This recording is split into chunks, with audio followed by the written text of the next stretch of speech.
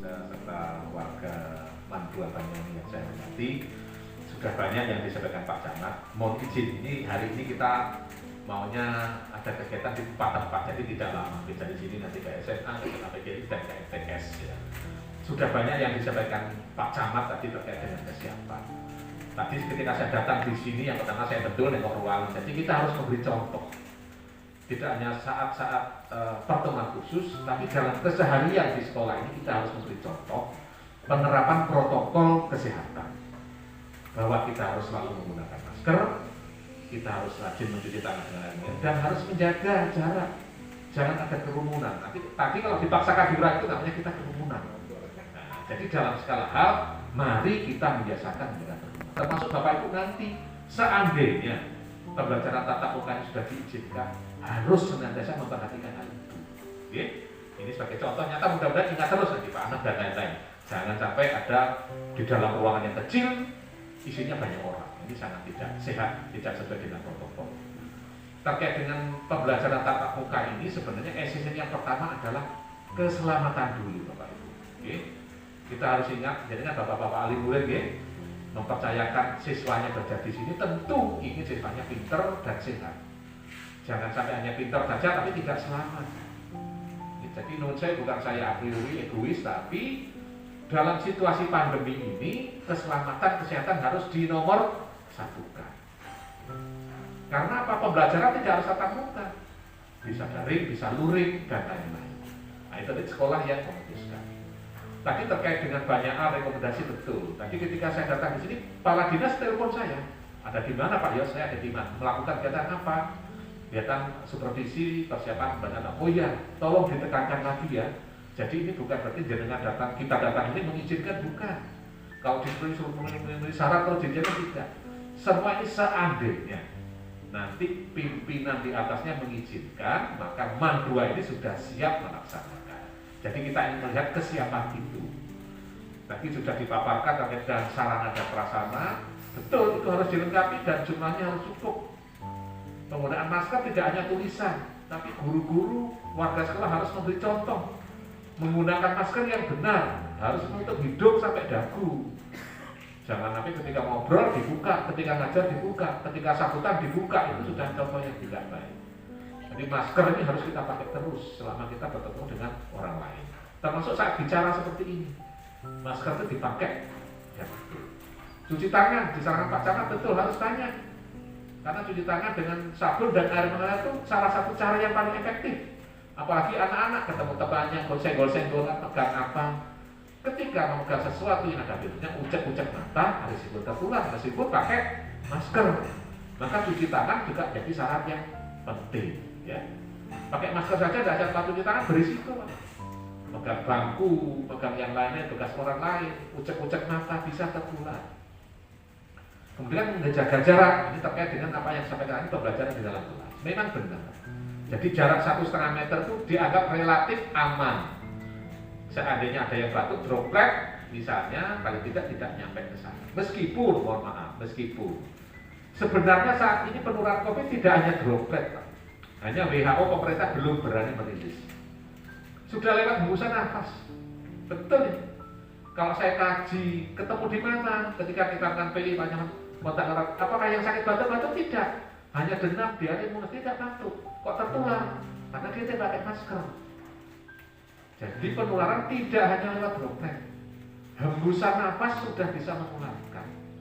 Maka memakai masker menjadi kebutuhan yang mutlak dimanapun kita berada. Pemerintah belum berani merilis.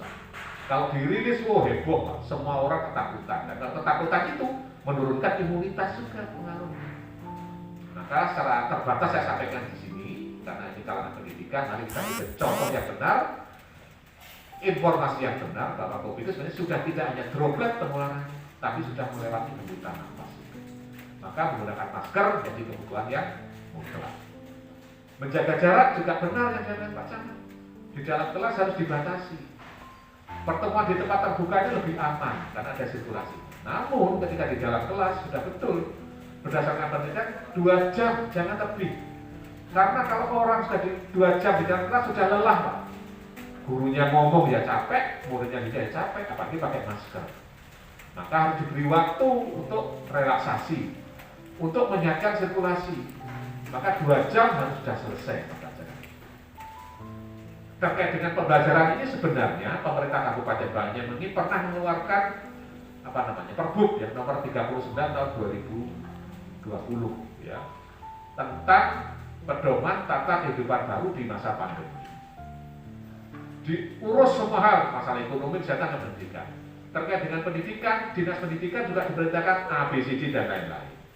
Di tingkat satuan pendidikan diharapkan sekolah mempunyai tim siaga darurat. Seandainya terjadi sesuatu harus ada timnya, Pak. Jadi ini tidak biasa.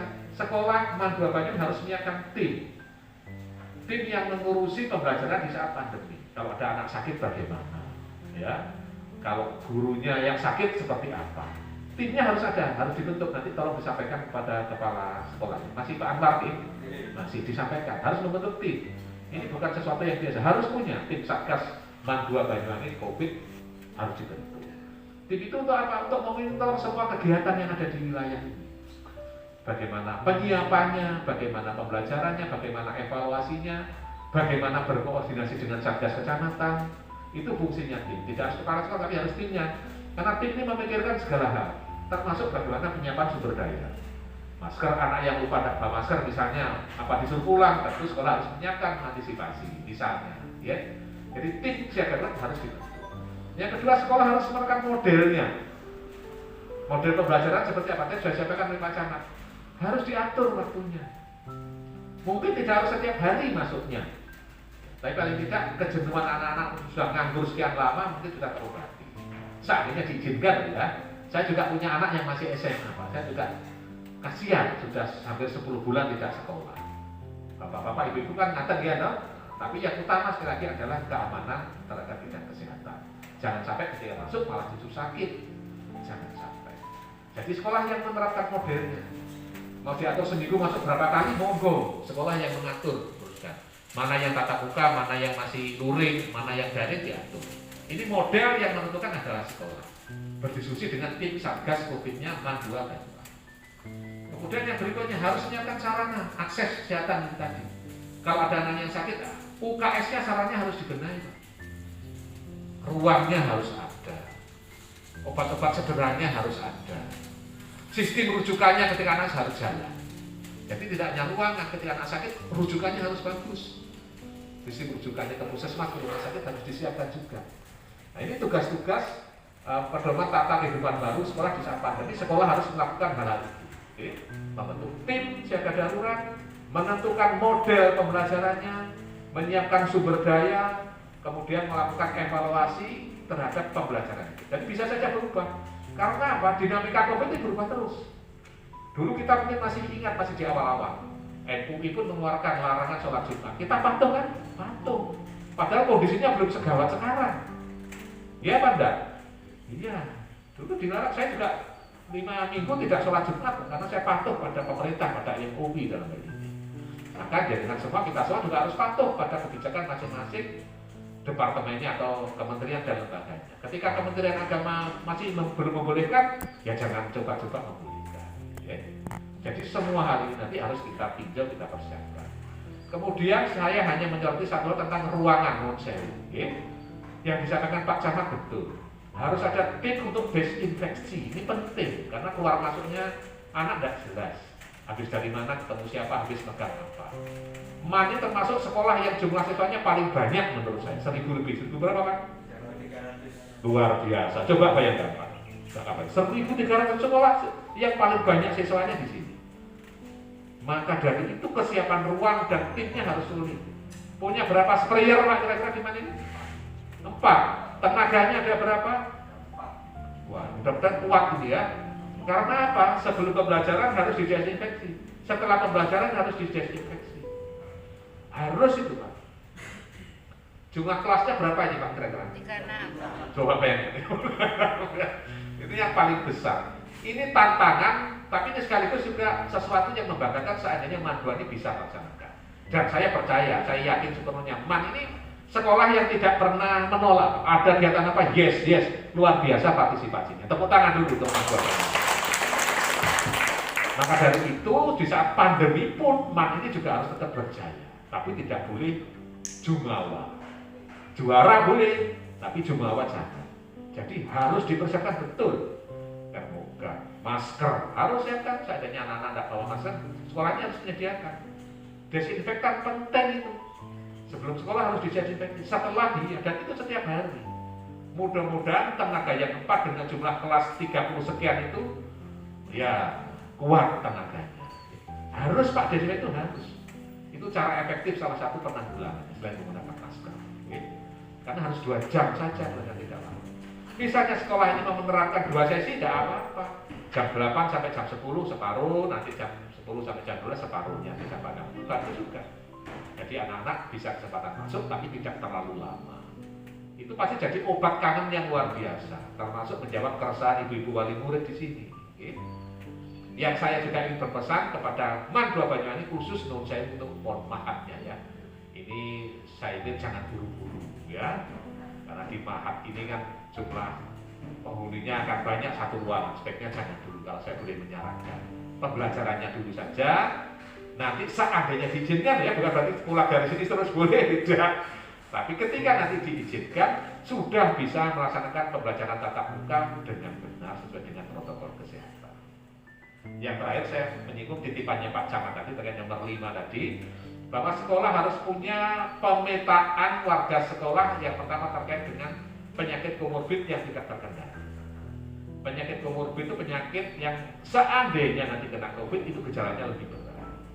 Darah tinggi, kencing manis, jantung, ya, termasuk kegemukan, termasuk itu harus dicatat. Tidak apa-apa gurunya gemuk, non sewu, tapi ada upaya untuk menurunkan berat badannya, ya. Harus disampaikan kepada sekolah. Tidak apa-apa, saya juga ada gemukan Pak ya. Saya juga termasuk ya. Tapi saya ada upaya ya. Saya olahraga. Artinya apa? Yang gemuk-gemuk sekolah harus punya datanya. Dari 60 guru di MAN yang kegemukan berapa orang? Penting itu didata supaya saya ibu lebih berhati-hati ya. Hikmahnya di situ. Dan juga supaya ibu lebih semangat berolahraga. Ya.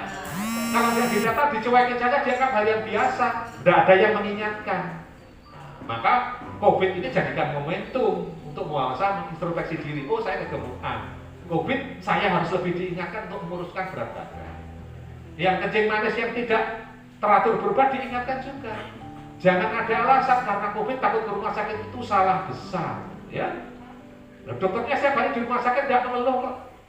Kok jenengan yang takut ke rumah sakit itu salah. Ya. Jadi didata yang kencing manis siapa saja, darah tinggi siapa saja, penyakit jantung siapa saja, penyakit autoimun mungkin ada yang sakit apa namanya itu, istilahnya Bapak Camat autoimun yang sering, lupus misalnya ya, didata dan disampaikan berubah, dicatat progresnya oleh tim Satgas Darurat tadi. Bulan ini berat badannya Bu A 98 misalnya. Ya, itu makanya bulan depan Ibu harus punya target. Nah, ini kan ada hikmahnya toh. Waduh, aku dicatat dari kepala sekolah dipantau ternyata. Pas apa ditakoni, Bu, sekarang berat badannya berapa? Minimal turun 2 cm, turun 2 kilo, ya. Jadi ini hikmahnya di situ. Jadi maksudnya itu sekolah harus memetakan karena beliau-beliau yang punya komorbid ini orang yang berisiko, ya. Maka sekolah mengatur nanti tatap mukanya mungkin dikurangi, kegiatan yang berinteraksi dengan orang lain mungkin dibatasi, atau maskernya didobeli, monggo lah. Ini kan disikapi oleh masing-masing sekolah bahwa intinya sekolah memetakan warga sekolah, guru, TU, tukang bersih-bersih, tukang semprot-semprot yang berisiko sekolah harus punya catatannya. Supaya apa? Menjadi perhatian. Maksudnya seperti itu. Bukan berarti tidak boleh mengajar sama sekali, tidak. Tapi paling ada upaya untuk pencegahan lebih ketat lagi agar beliau-beliau yang berisiko ini satu, mengoreksi dengan berapat teratur, mengoreksi dengan berupaya menghilangkan komorbidnya. Yang kedua, mengurangi risiko tertular dari penyakit seandainya ada kegiatan yang di luar. Kemudian yang dipetakan juga yang nomor 2 adalah ketika ada warga sekolah, guru, TU, yang bepergian keluar daerah yang zona merah, ke Malang, ke Surabaya, itu harus didata. Pak, saya mau izin, minggu depan saya cuti, ada adik saya bantu. Kemana? Ke Malang. Ketika kembali tidak boleh langsung masuk, Pak. Itu salah satu fungsinya pemetaan. Dicek dulu apakah dia siap. Kalau perlu, ini sekolah yang cukup besar, kaya raya, swab antigen dulu lah minimal. Kan begitu Pak Camat, ya toh? Minimal itu 180 atau berapa. Harus. Itu artinya dipetakan. Sehingga apa, ketika kembali tidak mengganggu keadaan ketenangan yang sudah ada di dalam. Yang keluar. Termasuk ketika mungkin warganya ini mempunyai hajatan, kedatangan besan dari Surabaya, dari Jakarta. Ini harus dilaporkan juga, dicatat. Pak, saya ada hajatan, keluarga saya dari luar kota. Nah, ini ketika hajatan jangan langsung masuk guru ini, teman warga sekolah ini. Dipastikan bahwa dia sudah siap. Rapid dulu atau swab kalau sekalian. Ya. Itu maksudnya pemetaan. Sehingga apa? Tidak mengganggu proses pembelajaran tatap muka yang sudah disiapkan dengan susah payah. Jangan sampai ketika penyiapan susah payah bocor oleh, mohon maaf, kejerobohan ketidaktelitian dari pimpinan dari Satgas untuk memetakan itu tadi. Oke. Mohon maaf, ini kasus di tetangga kita SMA 1. Salah satunya penyebabnya itu. Ya, satu COVID, yang kedua kedatangan besan kan melamar apa? Ada dua kan di SMA. Satu almarhum, yang satu sakit. Ya. Saya tahu karena warga wilayah saya, peserta tahu datanya. Jadi karena mau mantu, bepergian ke sana kedatangan dari tamu sakit. Jadi penting hal-hal yang di luar kegiatan sehari-hari, makanya pemetaan warga ini penting. Makanya membentuk tim siaga darurat ini penting banget ya. Jadi tidak harus jadi beban kepala sekolah saja. Menugaskan orang untuk mengawasi warga yang keluar daerah harus izin, kemana harus jelas berapa hari. Yang kedatangan tamu harus jujur melaporkan. Demi apa? Demi kesuksesan pembelajaran tatap muka yang sudah susah payah diupayakan oleh sekolah. Nah kalau nanti usaha yang luar biasa ini tidak dibarengi dengan ketelitian itu, sekolah yang rugi. Paham kira-kira maksud saya? Nah, jadi upaya yang maksimal ini ya dibarengi kejujuran, keterbukaan dari kita semua. Sehingga itu akan memberikan kepercayaan kepada wali murid untuk tetap memberikan izin siswanya melakukan pembelajaran tatap muka. Kalau wali murid tidak yakin, percuma. Ini harus diyakinkan. Oma 2 sudah siap, punya tim siaga darurat COVID, punya pengurusnya ini. Menyiapkan sumber daya, ruang UKS-nya sudah representatif, masker bagi siswa yang lupa sudah disediakan, desinfektan becak isinya, tenaganya sudah disiapkan. Kalau perlu bikin video simulasi atau foto kalau perlu ya, sehingga wali muridnya yakin, oh tanah sekolahku sekarang sudah berubah, sudah menyiapkan segala bentuknya. Hanya wali murid mengizinkan, ini kan penting. Ya. Jadi kita harus bersama-sama, tidak bisa puskesmas sendiri, tidak bisa Satgas kecamatan, Pak Polisi, Pak Dan Polisi, tidak bisa. Ini butuh kerjasama kita semua. Karena apa? Prinsipnya kita ingin pembelajaran itu kalau sudah jadi nanti berjalan dengan aman. Jangan sampai upaya susah payah kita lakukan bersama nanti bocor oleh hal yang tidak perlu. Karena kecerobohan kita terlalu los, terlalu longgar. Jangan. Maka keselamatan harus menjadi yang utama. Saya pikir mungkin itu saja yang bisa saya jelaskan. Barangkali ada 1-2 pertanyaan nanti boleh ya Pak Camat ya. Karena kita masih ada kegiatan di tempat lain. Intinya apa? Jangan sampai menambah beban-beban Bapak Kepala Desa, Bapak Babinsa, Babinsa di wilayah yang harus terus memantau. Jadi kita sendiri yang berusaha mandiri, menyiapkan segala sesuatunya dengan baik. Nanti kalau sudah siap, perlulah diundang Satgas Covid desanya. Pak, ini kita sudah ternyata siap mau ditinjau lagi. Menurut kita apa yang kurang, misalnya itu monggo ya. Ini kan baru meninjau awal. Ketika jenengan sudah ready, silakan nanti mengundang lagi Satgas Covid desa misalnya ya. Apa-apa yang kurang. Jadi enak ketika sudah diizinkan, ternyata semuanya aman dan semua merasa bahagia. Teman-teman tidak capek Pak ngurusi hal ini. Kita sudah lelah 10 bulan ngurusi COVID ini sudah lelah. Ya. Masyarakat sudah apatis, teman-teman. Sudah cuek sekarang, sudah frustasi. Ya, ini yang harus kita jaga namanya. Jangan sampai kelelahan masyarakat itu menimbulkan kerugian manakala nanti pembelajaran tatap muka sudah bisa digelar. Ya. Jadi kita siapkan betul ya. Jangan sampai kita bocor oleh hal yang tidak perlu. Saya pikir itu kurang lebihnya mohon maaf. Dan wassalamualaikum warahmatullahi wabarakatuh.